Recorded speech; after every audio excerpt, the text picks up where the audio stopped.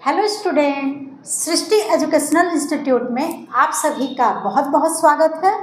Banking की तैयारी कर रहे उन सभी छात्र छात्राओं के लिए यह साल बहुत ही बेहतरीन होने वाला है, क्योंकि अभी हाल ही में IBPS क्लर्क का नोटिफिकेशन 11 अगस्त 2026 को जारी हो चुका है। और आज हम बात करने वाले हैं IBPS RRB यानी ग्रामीण बैंकों में आने वाली भर्ती के बारे में। अगर आप सभी बैंकिंग की तैयारी कर रहे हैं तो यह भर्ती आपके लिए बहुत ही महत्वपूर्ण अवसर दे सकती है।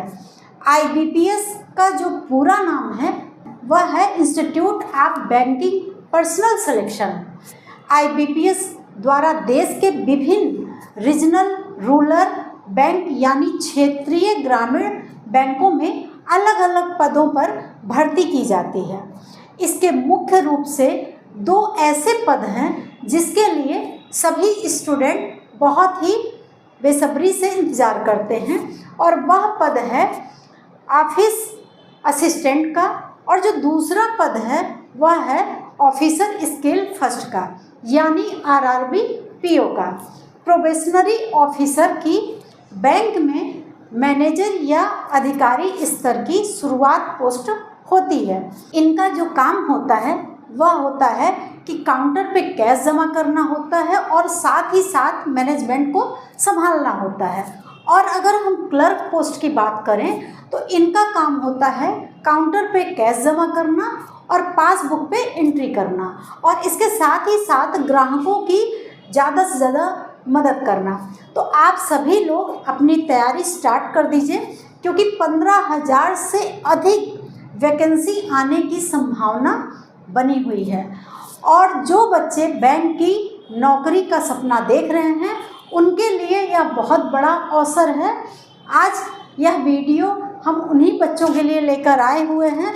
तो इस वीडियो में जो बात करेंगे वह है कि आपकी एलिजिबिलिटी क्या होनी चाहिए, एग्ज़ाम पैटर्न क्या होना चाहिए, एग्ज़ाम डेट क्या होगी और आपकी सैलरी क्या होगी, साथ ही साथ एज लिमिट क्या होगी। तो चलिए शुरू करते हैं आज की वीडियो। तो सबसे पहले हम यह देखेंगे कि IBPS RRB ने PO और क्लर्क का नोटिफिकेशन आपको बहुत जल्द देखने को मिलेगा। और यह जो फॉर्म आएगा तो इसकी फॉर्म भरने की स्टार्ट डेट क्या होगी, तो वह है सितंबर का फर्स्ट वीक। सितंबर के फर्स्ट वीक से आप इस फॉर्म का अप्लाई कर सकते हैं। और ऑनलाइन फॉर्म भरने का लास्ट डेट होगा वह सितंबर का 4th वीक तक होगा। आप सितंबर के चौथे सप्ताह तक इस फॉर्म को अप्लाई कर सकते हैं, और जो लास्ट डेट होगी पेमेंट करने की वह भी आपका सितंबर का 4th वीक होगा। और इस फॉर्म में आपको अगर कहीं से गलती हो जाए तो आपको करेक्शन के लिए भी समय दिया जा रहा है, जिसकी लास्ट डेट होगी सितंबर का चौथा सप्ताह। तो आप सभी लोग समय रहते फॉर्म को फिलअप कर लीजिएगा। फिर हम आगे देखते हैं एग्ज़ाम डेट के बारे में बात करेंगे। तो इसमें जो प्रीलिम्स एग्ज़ाम होगा वह आपका 21-22 नवंबर 2026 में होगा। और अगर मेंस एग्ज़ाम की बात करें तो यह 20 दिसंबर 2026 में होगा, और इंटरव्यू आपका जनवरी 2027 में होगा। फाइनल सिलेक्शन आपका 20 फरवरी 2027 में होगा। IBPS ने 2026 और 27 का परीक्षा कैलेंडर 16 जनवरी 2026 को जारी कर चुका है। और इसके साथ ही PO MP तथा क्लर्क CSA के लिए भर्ती प्रक्रिया भी वर्तमान में चल रही है। फिर आगे हम देखेंगे कि जो बच्चे इस फॉर्म को फिलअप करेंगे उनको पेमेंट कितना देना होगा। तो जनरल OBC EWS वाले कैंडिडेट को 850 रुपये का शुल्क जमा करना होगा। SC ST EBC female candidate को 175 रुपये का शुल्क देना होगा, जबकि PH वाले कैंडिडेट को कोई भी शुल्क नहीं देना होगा। और यह जो पेमेंट मोड है वह आपका ऑनलाइन मोड है। ऑनलाइन पेमेंट करने के लिए आपके पास कई ऑप्शन हैं, जिसमें डेबिट कार्ड है, क्रेडिट कार्ड है, इंटरनेट बैंकिंग है, IMPS है, कैश कार्ड है और मोबाइल वॉलेट है। इन सभी के माध्यम से आप अपने शुल्क का भुगतान कर सकते हैं। फिर अगर हम एज की बात करें तो 1 सितंबर 2026 से आपकी एज की काउंटिंग होगी और जो आपकी पोस्ट आ रही है तो पोस्ट के हिसाब से आपकी अलग अलग एज लिमिट भी होगी, जिसमें ऑफिस असिस्टेंट के लिए 18 से 28 वर्ष है और ऑफिसर स्केल फर्स्ट के लिए 18 से 30 वर्ष है और ऑफिसर स्केल सेकंड के लिए 21 से 32 वर्ष है और ऑफिसर स्केल थर्ड के लिए 21 से 40 वर्ष है।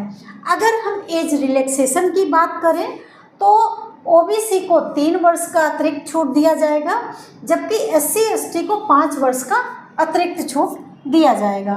फिर हम बात करते हैं कि पोस्ट का, तो RRB PO क्लर्क 2025 में जो पोस्ट आई थी उसकी संख्या 13,294 थी और RRB PO क्लर्क 2026 की जो वैकेंसी आने वाली है उसकी जो संभावना है वह 15,000 प्लस वैकेंसी आने की पूरी संभावना बन रही है।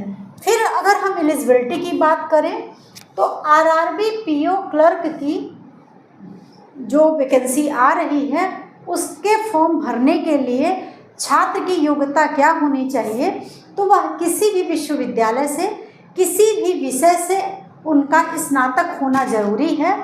और RRB की जो वैकेंसी आई है इसमें स्थानीय भाषा का ज्ञान भी बहुत ही महत्वपूर्ण है। फिर आगे हम देखेंगे एग्ज़ाम मोड, तो इसमें सबसे पहले प्रीलिम्स एग्ज़ाम होगा, फिर मेंस एग्ज़ाम होगा और यह एग्ज़ाम CBT बेस्ड होगा, मतलब कंप्यूटर बेस पर आधारित यह पेपर होगा और उसके बाद आपका इंटरव्यू होगा, फिर डॉक्यूमेंट्स वेरिफिकेशन होगा, फिर उसके बाद मेडिकल वेरिफिकेशन होगा और यह एग्ज़ाम में नेगेटिव मार्किंग भी है, तो आप संभल कर क्वेश्चन करिएगा। अगर एक क्वेश्चन आपका गलत होता है तो 0.25 अंक आपके काट लिए जाते हैं। प्रीलिम्स एग्ज़ाम आपको आगे ले जाएगा, लेकिन मेंस में मजबूत प्रदर्शन आपकी सफलता को मजबूत बनाएगा। लेकिन बच्चों एक चीज़ ध्यान रखिएगा कि क्वेश्चन करते समय केवल ज़्यादा प्रश्न कर ले यह मत सोचिएगा। आप यह सोचिएगा कि क्वेश्चन वही करिएगा जिसका आंसर आपको वास्तव में सही लगे, क्योंकि इस पेपर में आपका निगेटिव मार्किंग भी है, इसलिए बहुत सावधानी से यह पेपर दीजिएगा।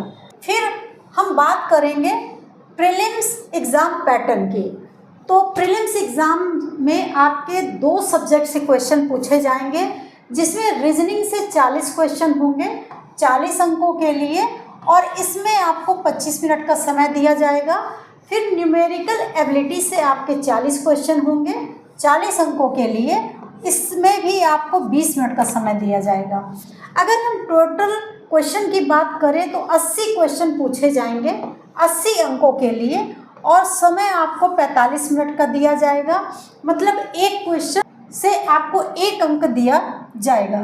फिर अब हम मेंस एग्ज़ाम पैटर्न की बात करेंगे, तो इसमें रीजनिंग से आपके 40 क्वेश्चन पूछे जाएंगे 50 अंकों के लिए, समय 30 मिनट दिया जाएगा और कंप्यूटर से आपके 40 क्वेश्चन आएंगे 20 अंकों के लिए 15 मिनट का समय दिया जाएगा और जनरल अवेयरनेस से आपके 40 क्वेश्चन पूछे जाएंगे 40 अंकों के लिए, इसमें भी आपको जो समय मिलेगा वो 15 मिनट का मिलेगा। इंग्लिश लैंग्वेज और हिंदी लैंग्वेज से भी 40 क्वेश्चन पूछा जाएगा 40 अंकों के लिए, इसमें भी आपको 30 मिनट का समय दिया जाएगा। अब न्यूमेरिकल एबिलिटी की अगर बात करें तो इससे भी आपके 40 क्वेश्चन पूछे जाएंगे 50 अंकों के लिए और इसमें आपको 30 मिनट का समय दिया जाएगा। अगर हम टोटल क्वेश्चन की बात करें तो 200 क्वेश्चन होंगे 200 अंकों के लिए और समय आपको 120 मिनट का दिया जाएगा, मतलब एक क्वेश्चन से आपको 1 अंक दिया जाएगा। अब हम सैलरी की बात करेंगे, तो इसमें आरआरबी पीओ की सैलरी अगर हम देखें तो इन हैंड सैलरी 75,000 से 85,000 मिलेगा। अगर ग्रोस सैलरी की बात करें तो 90,000 से 95,000 रुपये पर मंथ सैलरी आपको दिया जाएगा। और अगर हम आरआरबी क्लर्क की बात करें तो इसमें इन हैंड सैलरी 40 से 45,000 मिलेगा। और ग्रॉस सैलरी की बात करें तो 50,000 से 55,000 रुपये पर मंथ सैलरी दिया जाएगा। सैलरी के साथ साथ आपको अलाउंसेस का भी लाभ मिलेगा, जिसमें डीए है, एचआरए है, ट्रांसपोर्ट एंड स्पेशल अलाउंसेस है। इस प्रकार से आपको कई ऐसे अलाउंसेस का लाभ मिलेगा। कुल मिला के यह वैकेंसी जो आने वाली है बहुत ही बेहतरीन है। अपनी तैयारी स्टार्ट कर दीजिए, क्योंकि आईबीपीएस आरआरबी के पीओ और क्लर्क का नोटिफिकेशन बहुत जल्द आपको देखने को मिलेगा। आज की वीडियो आपको कैसी लगी यह कमेंट बॉक्स में बताइएगा। अगर वीडियो पसंद आई हो तो लाइक करिएगा और बैंकिंग की तैयारी कर रहे उन सभी छात्र छात्राओं के पास इस वीडियो को शेयर भी करिएगा। हमारा चैनल अगर आपको पसंद आ रहा है तो सब्सक्राइब करिएगा। मिलते हैं अगली वीडियो के साथ, तब तक के लिए जय हिंद, जय भारत।